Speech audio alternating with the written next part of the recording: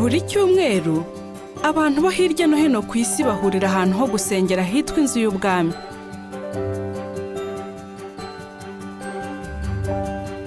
Ese wigeze wibaza ibibera mu nzu y'ubwami y'abahamya ba Yehova?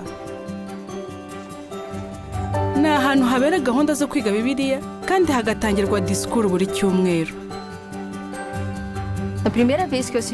Njya mu materaniro bwa mbere narishimye cyane, abantu bose bari bishimye kandi sinari narigeze mbona ibintu nk'ibyo. Usanga abantu bakundana, bafite gahunda kandi bita ku bandi. Nta muntu uhezwa mu materaniro. Kwinjira ni ubuntu kandi nta maturo yakwa. Abagize imiryango baza muri aya materaniro bakigira hamwe. Amateraniro yose atangizwa kandi agasozwa n'indirimbo n'isengesho.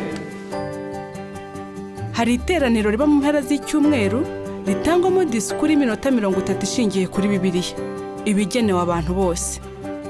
Nyuma yaho hakurikiraho ikiganiro cy'ibibazo n'ibisubizo gishingiye ku ngingo yo mu igazeti y'umunara w'umurinzi.